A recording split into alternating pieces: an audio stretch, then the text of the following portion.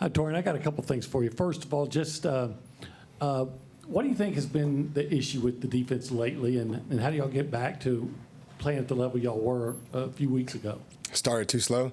I mean, we gave up 21 points in 13 plays. I mean, that says it all. I mean, you give up 21 points on the road in general, it's going to be hard to win, nonetheless, in the first 13 plays.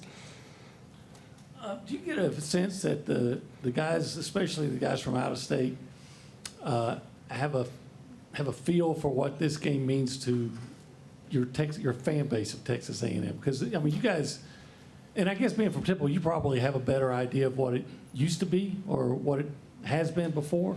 You know, just your thoughts on the quote rivalry and playing Texas. I mean, out-of-state guys probably have a grasp on how much it means to the state, but there's no doubt in my mind the guys who are from the state of Texas, and we understand the significance of this rivalry and the interstate battle between the two teams. So we know it's very personal. It means a lot to everybody in the state.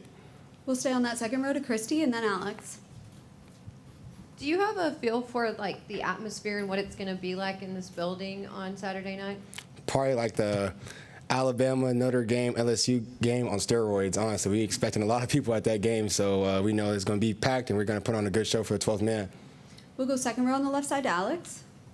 Yeah, taking it a step further on the defensive issues, just why do you think you guys have started so slow, and just maybe if there's a common denominator on that? I mean, I can't pinpoint my reason on why we're starting so slow. Guys were prepared last week. Guys in the game plan. We had the answers to the test. I mean, we just didn't execute. I mean, guys running wide open for 75-yard touchdowns. I mean, like I said, it's hard. You give up 21 points in 13 plays. That's not a good start. That's nothing we dreamed of, and that's not what we expect of ourselves. We got to raise the standard. And then, obviously, the last couple weeks, you guys knew there was no more margin for error, and then all of a sudden, even though you lost, you guys still can play for the SEC title. Just what's been kind of the swing of emotions like for you guys, knowing you lost a tough game, but things are still out in front of you? Well, let's just say this. I wasn't a happy camper after we lost, but when I found out that we had a chance to still go to the SEC championship, it gave us a little bit of hope, and the mood after the game was actually pretty uplifting. Everybody knew that we battled. We came up one play short. I mean, that's just how it goes sometimes in football, but to understand that we have an opportunity to still go play in Atlanta, I mean, that's God's gift, so we got to go take advantage of it. We'll go third row on the left side to Tony. Yeah, touching on that, like obviously everything you've done to this point is come to a head here. Like, just how do you prepare mentally, physically, emotionally for a game and an opportunity like this? Stick to what's got us here all year. Stick to our winning formula that we have, that Coach Elko set out a long time ago, and just do our thing. There's going to be so much noise. So many people text me already, and it's only Monday talking about the game. It's just time to focus on us and get down to the nitty-gritty of the details that's going to go win us the game. We'll stay on that third row to Luke and then Brent. Kind of building on that, in games like these with a lot of hype and whatnot, do you like to kind of block out the noise and keep the main thing, or do you kind of like to capitalize on the excitement and maybe that motivates you a little bit more? Well, for me personally, I know I do the same thing no matter we're playing Texas or if we're playing New Mexico State. So going to follow my regimen, follow my film regimen, stay in tune with my players, make sure everybody's healthy, everybody knows the game plan. We'll go front row on the right side to Brent and then to Travis. So what's your best story since you're on campus, from a fellow student in terms of talking to you about the Texas game? About the Texas game, I mean, I don't have too many students because it's the first time memory since the game. It's been a long time since the game's been played, but I just love how our fan base was out there after the New Mexico State game already ready to go get those tickets for the Texas game. So anybody say anything to you today? As far as what? Just about playing Texas or anything? Oh, I've gotten a lot of text messages since the game's concluded on Saturday night about this game. Yeah, and what's one? Can you think of one what it said? Tell us go beat them. Okay. It's that simple. Tell us go beat them. What's your evaluation of Quinn Ewers? Quinn Ewers, I mean, he's good. His O-line does a good job protecting him. He's pretty much, he holds the ball with two hands, solid, firm, and grasp with the ball, you know. I mean, he has a clean pocket when he throws the ball, and obviously with any quarterback, it's like playing pitch and catch. If they're just standing there untouched, they're going to be able to complete some good balls to some very good receivers. We'll stay on that front row to Travis.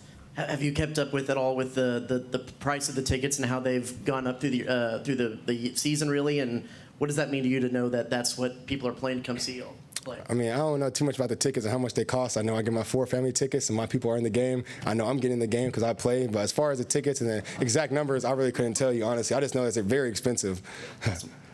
We'll go back behind the lights on the left side to Donna.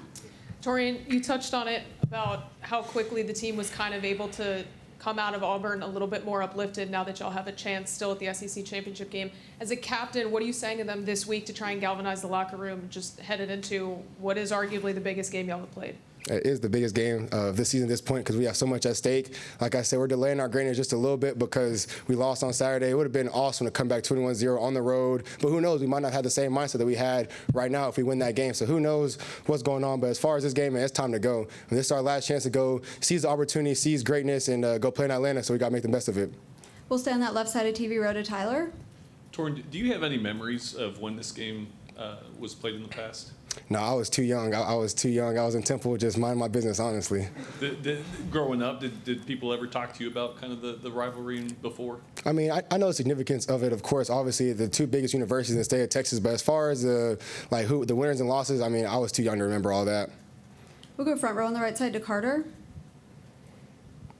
Taurean, did you just see the ticket poll madness last week, and how much of that was something that you guys were aware of, and was the conversation among students? I mean, once the lines start forming, the tents start getting built, people start sending out videos, and I drove by it Monday on my way to class on my VO, and I just was like, wow, this is unbelievable. People are in the rain. I mean, it just shows how dedicated the 12th man is for us, so we appreciate them a ton. And when you were a recruit, took a long time for A&M to offer you. Were A&M and Texas the two offers you were looking for the most? And just the fact that Texas never offered you, how much did that kind of sit with you? I wanted the A&M offer. They stayed 50 minutes away from me. They came out on a helicopter to see my best friend, Mikhail. They showed love to him. They didn't obviously recruit me or offer me, but I was in the meeting room whenever. It was just cool, honestly. They landed a helicopter in our parking lot, but they still weren't paying me much attention. So, I mean, I didn't invest too much into those guys anyways. We'll go toward the back of the room to Chip and then Ben. What do you think it means to the group, Taurean, to be the first team to restore this rivalry after 13 years? It's awesome. We have a chance to go make history on Saturday night, and we know the significance of it. Of course, we're playing for a spot in the SEC championship, so this is what we dreamed of. This is what we talked about for a long time. The opportunity is here, and now it's time to go seize it. When the schedule came out, you said you've gotten a lot of texts this week. Did you hear from friends or people then going, can't wait for that game? Oh, yeah, for sure. It's been a long time coming. The schedule got released a long time ago, and when we saw that Texas was the last game of the season for this year, I mean, people were excited. People were hitting my phone then, and people are for sure hitting my phone now about the game. We'll go to the right side of TV row to Ben.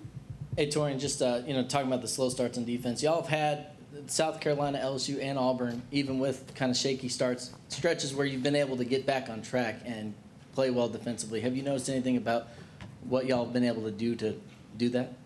Settle down, focus, play our game, have great eyes, tackle with great integrity, have great aiming points. Nothing changes. Football at the end of the day. Tackle the man with the ball, block the man if you have the ball. So, I mean, nothing's changed, really. We got to stick to what got us here. All right, looks like that's all we have. Thank you, Taurean.